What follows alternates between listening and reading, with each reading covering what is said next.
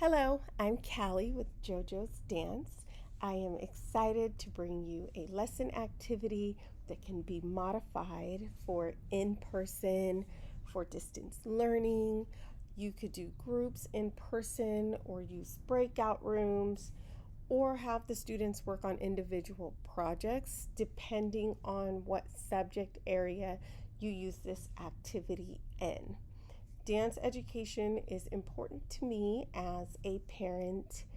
I have a literature credential, a dance credential, an arts, media, and entertainment credential, and still consider myself an artist. This is the lens that I see life through, whether it be our historical timeline or how people relate to each other within a culture. I'm going to try to leave pauses between slides in case you want to start after a certain point in the presentation. So if you want to use this, you want to start with this slide, but you don't want them to hear all of my talking, I will leave a little break before I go to the next slide. The videos in the presentation are not videos of the style of dance that I'm talking about. They are videos showing you how this activity can build. So it could be an example for a professional development, an example for your class, and I do leave the information for how to access the videos at the end of this presentation. That way, if you want to modify things or make a longer presentation about one style of dance, you can still use the videos and insert them if you would like.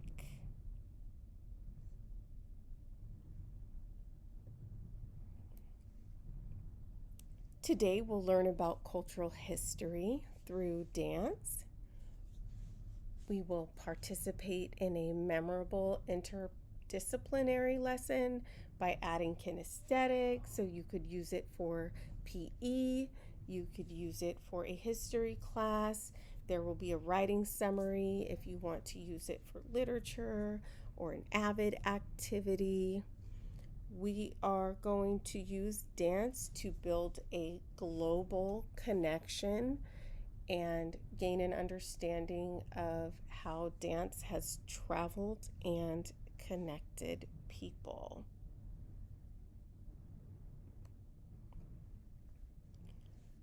This activity will encourage collaboration and critical thinking among your students by assisting groups in creating a social dance using steps that are inspired by each culture discussed. So you will see information on a culture and then have a moment to create a couple of dance moves. And then at the end, you can put this all together. So, depending on how you utilize this activity, your students will either be able to teach another group or have groups work together to create dance moves.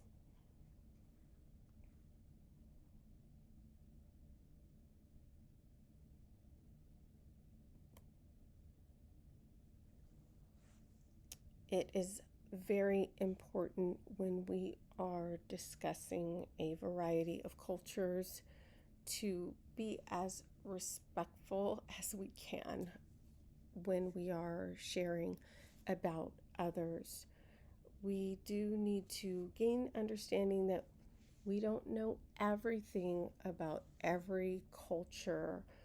Even within a culture, some people are different. Understand that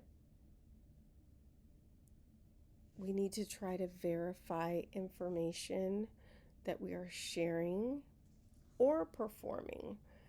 And we want to make sure that those dances, that it's not disrespectful to share them, that we're not disrespecting someone's religion, or we're not appropriating their culture. And that is different from culture to culture. So, what I try to do is talk with someone from that culture if you are able to. Be clear about your sources that you're using for information. I often try to talk to someone of the culture. I will do research and try to confirm that. And some of the information is my personal experience. But I know that sometimes even my experience is different than someone else's. You could also opt to limit the performance or discussion out of respect for who may be in the audience. So you'll see when I discuss Native culture, I don't go very deeply into detail because there are so many differences among the different tribes and how people feel about how the history has been developed and used. So, of course, when we are dancing, we are used to our 5, 6, 7, 8 counts. And although dance can happen in 5s or 7s or however we design it, 8 counts are pretty standard. So for the purposes of this project, we're going to think of counting in 8s so that each group would have a similar range of measurement. Students can use music or a metronome, and each count has an even beat that will help us pace our dance moves. So this is just an example of a metronome that students may use to keep track. They may have just as easy of a time keeping track of their counting together. And then when you're dancing to live music, you have the privilege of speeding up or slowing down the tempo, which is really fun. This is just an example of a slower tempo. So we can also use changes in tempo when we are dancing to live music, which is really fun. And I know we all don't always get the opportunity to do that, but we have some examples here of a slower beat. This is just YouTube using a metronome. So here's a slower example. They could use this to practice too, and then gradually speed up. And that has a little syncopation in it. Even if you are using recorded music, you can be artistic and playful by using pauses or dancing on the half beat or every other beat.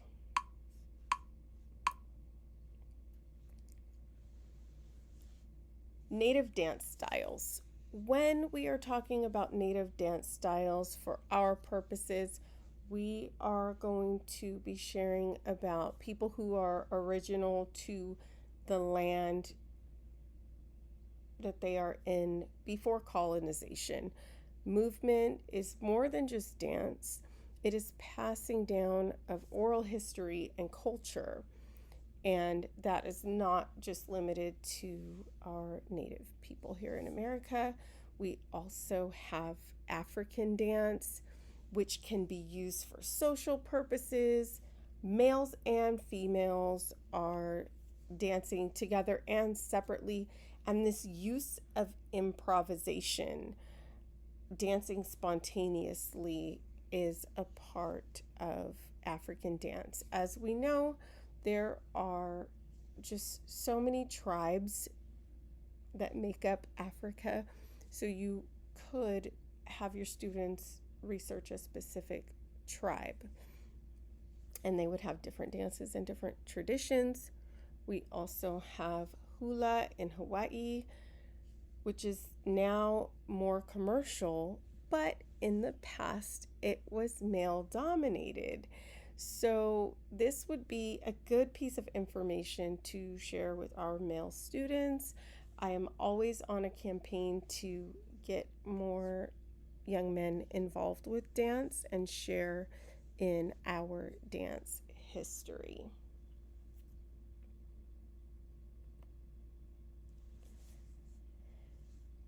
This is very general, but native dance styles honor the land that the people are from. Movements can represent animals or nature, such as water and wind. When I think of native dance, I think of grounded movements and syncopated rhythms. So, when we're thinking of syncopated rhythms, we heard the metronome, straight 8 counts. But with syncopation, we're going to get into those half beats and those eighth notes. So we go from 1, 2, 3 to 1 and 2 and 3, or 1 E and a 2 E and a. And so students can also play with those rhythms. Native dance can be for fun, it can be competitive, it can be ceremonial, and it continues today. So for this section, you'll see just a couple of counts that students can begin to build.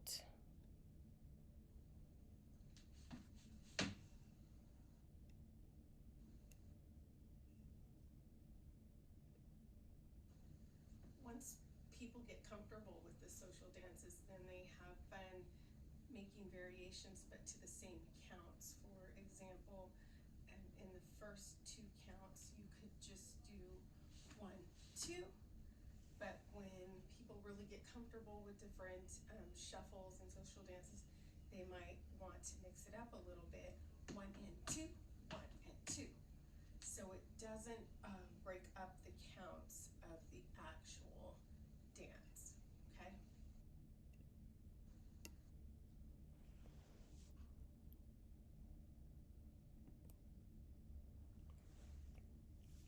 Asian dance. Maglalatik is a dance performed in the Philippines, so we know there are many countries in Asia and students can zero in on a specific country. This is just one example. The costuming in this dance is very important. There are coconut shells and they're specifically placed, and the dancers have like a drumstick or use their hands, and they're actually making sounds on each other's costumes. This is also referred to as a mock war dance. There are additional dances that have been adopted as tradition in the Philippines, although they're Spanish influenced, so those are listed here. And we know that many of our dance traditions are a combination of multiple cultures.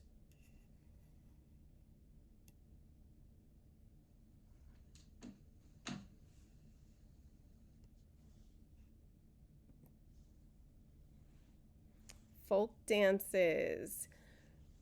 Many times when we think of Europe, we think of ballet, but there were dances of the common people that were tied to their work day, and these were happening at the same time that ballet was developing.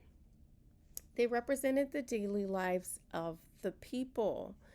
So we had the Miserlou, Little Hazelnut, and round dances, which many of us have heard of. And the plin. This dance originated in Brittany and was used to break ground while having fun together. This dance was circular. What's important about this is that at one point the dance could break off into partners. So if this was going to take place, the group would look for an even number of people to participate so that everyone would have a partner. We still see some folk dances today. We also see them fused with other cultures and styles, and it's so fun to know the roots and very beautiful to see what new styles develop. So at this point, your students may want to add a couple of more counts on here.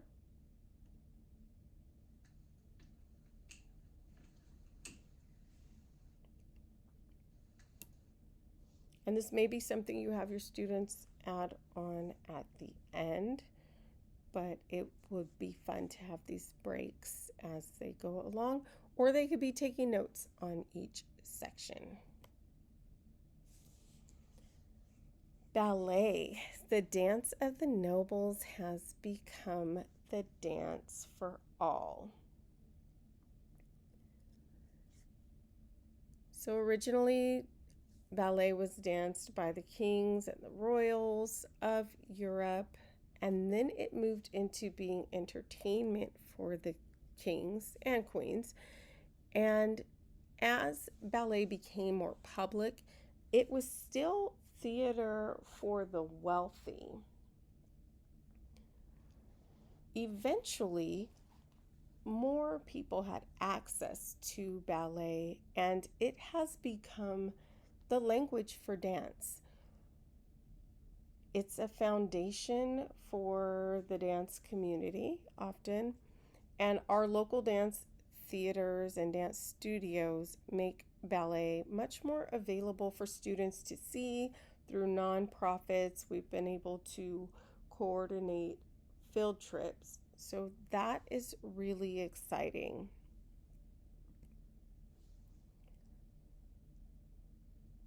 Even dance styles that emerged out of rebellion to the restrictions of ballet still make reference to ballet. They're either similar or they're looking at differences. So we use many of our vocabulary in relationship to ballet, even if the style is different. Ballet is light, airy. It's popular for the use of point shoes. It promotes strength, flexibility, and amazing turns. And many topics of our popular ballets are based on fairies or fairy tales.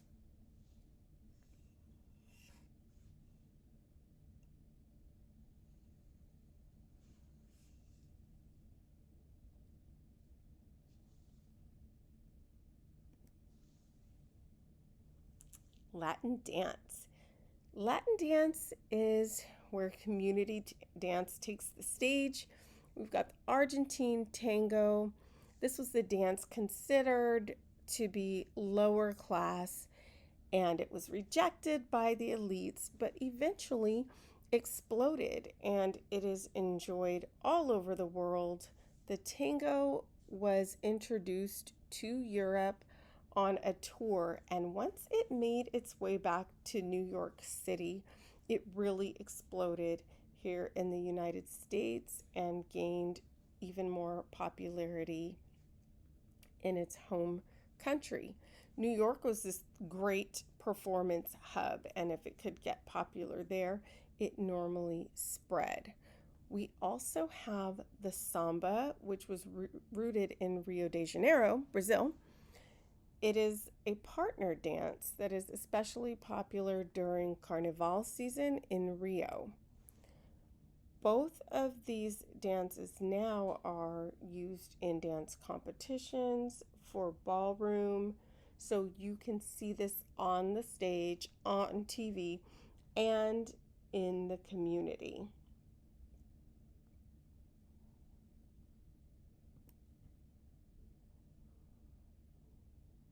So we have Dance of the Caribbean Islands, and these are still considered Latin dances. We just wanted to bring some attention to the region.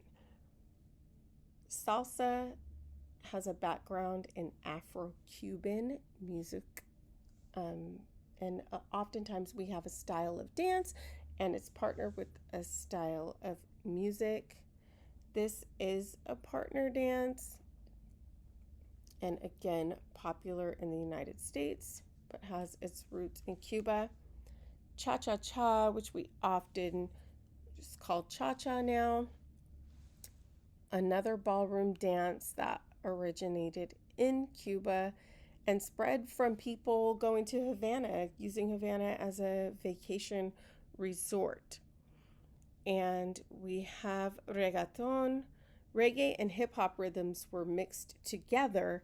And depending on where you research, you may see that reggaeton started in Cuba, and then you may see that it started in Panama. What I have found is that even places that give credit to reggaeton starting in Panama eventually tie the history back to Cuba.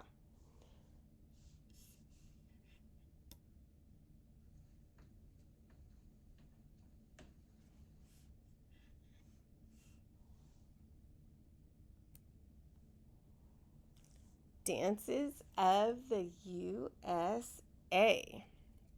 So we know that dances of the USA are going to have a fusion of many cultures. It could be attributed to one group of people or a small group of people, but the dances spread all over, and it's so exciting and fun. And while modern was happening also in Europe, it's a huge part of dance in American history as well. You see more people dancing barefoot, a variety of costumes, and we start seeing that exploration of a variety of cultures. Jazz, huge music style in addition to dance style that really capitalizes on syncopated rhythms and incorporating characteristics of native dance styles um, here in the United States. Tap is rooted in African dance and dances of enslaved Africans. We also see a history of tap being a fusion of Irish clogging and just a variety of cultures living together in New York. So you've got these two different histories of tap that are both rich and can both be helpful in tying dance to history with your students. And I love to share these tidbits with the students and let them do some of the research.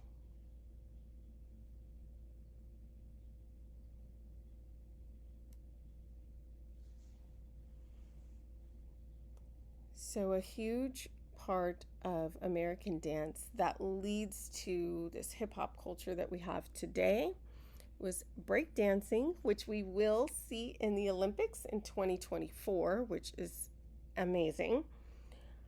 Pop locking, and those trickle down to hip hop. They've emerged and have continued to evolve since 1970. The evolution of these dance styles happened at the same time as these music styles. There are so many fun dances that have continued to resurface or be changed, some reflecting West African dance that survived again through slavery. One example here is the Charleston, and you could find another dance move and students could do research on where these dances came from. But if you look at the Charleston, dances from the 80s and 90s, like the Smurf, the Kid and Play, or the Roger Rabbit, serve as this timeline of travel with American dance that go back to the Junkanews and West Africa. So that's a fun way to get students to do some research and think about what dance styles you can add or use to start your own presentation. This is an example of how we could end the dance that we're putting together, and I'll show it again. You want to have something that has a little turn at the end so that students could keep doing this like on repeat. It's really, really fun. That's where they can start adding their variations in after they've done it a few times and are really comfortable. So, social dance. And of course, we could argue that all of these styles are a form of social dance. So, when we're talking about social dance here, we're talking about dance that doesn't happen on the stage. Some of these do eventually lead to the stage because they're so fun, but also our shuffles, which have a history in line dancing, which is still enjoyed with country music today. Some of these combinations have been adapted, like the electric slide, to other styles of music like hip hop and R&B. You may have heard of the Cupid Shuffle or the Giddy Up, and I think that it is really so fun to be able to get everyone dancing. It doesn't always have to be so difficult that we leave people out. So, social dance is really just this time where we can include and interact with each other. So, that's probably why it's my favorite. I am a very social person. So, at this point, you can write down one or two words that remind you of each style. You work with your group to create one or two moves that help remind you of each style from 8 to 16 counts. Decide on what order your dance moves are going to go in.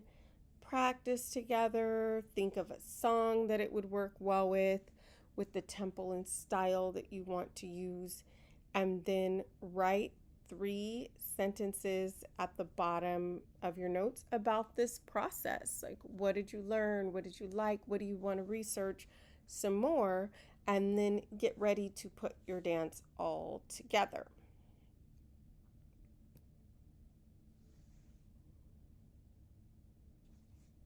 So, of course, this is the best part where everyone can reflect and have a great time together.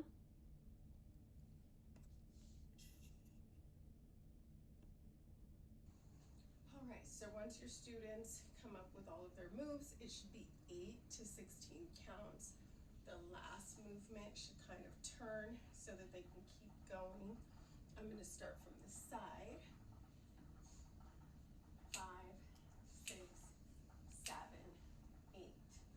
1, 2, 3, 4, 5, 6, 7, 8. Hold. 1, 2, 3, 4, 5, 6. Turn. 7, 8 again. 1, 2, 3, 4, 5, 6, 7, 8.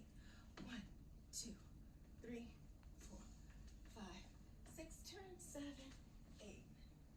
And they can keep doing that around. They can teach each other, and I'm sure they will have a wonderful time. They can change the tempo, and this is something that will get them socializing, and they can use over and over as they create variations and make connections from which culture inspired them. So enjoy. So I think the fun part is not trying to copy the specific style. Like, you don't have to be perfect at being a ballerina to imitate the strength and the lightness of ballet. So they're going to do dance moves that are inspired by what they've heard.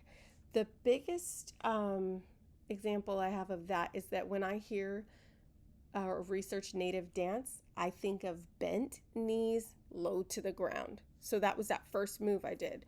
Bent knees, low to the ground. That to me, like, is native dance, although there's so much more to it. So I think that you all will have fun working on this together. They could pause and work on it as they go along.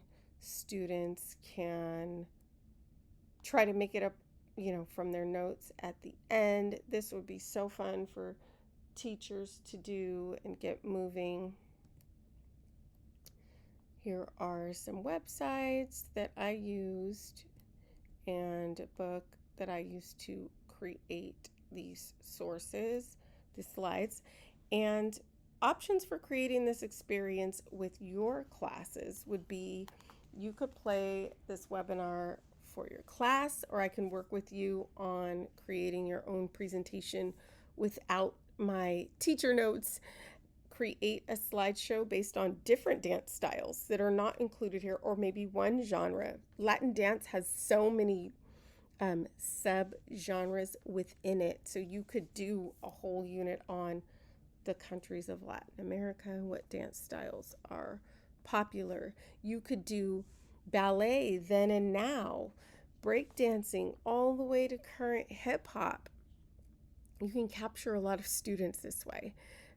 Change the focus to include more writing or more history if it's one of those classes that you want to focus on, or this could be a project that you use for all 3 classes. That's the goal.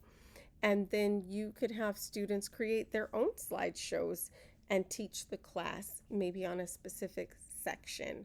So there are a lot of ways that you could utilize this. And for more assistance, or if you need, just some of the slides, the information on the slides is very minimal, so it's easy for you to recreate if you would like to.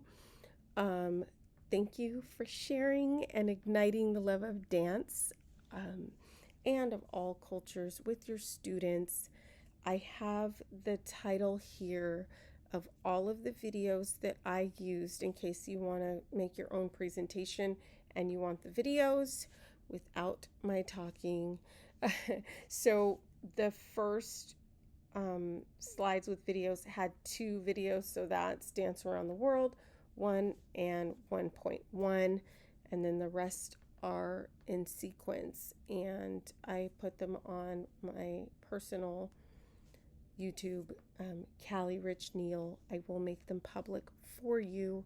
Thank you for allowing me to share this time with you.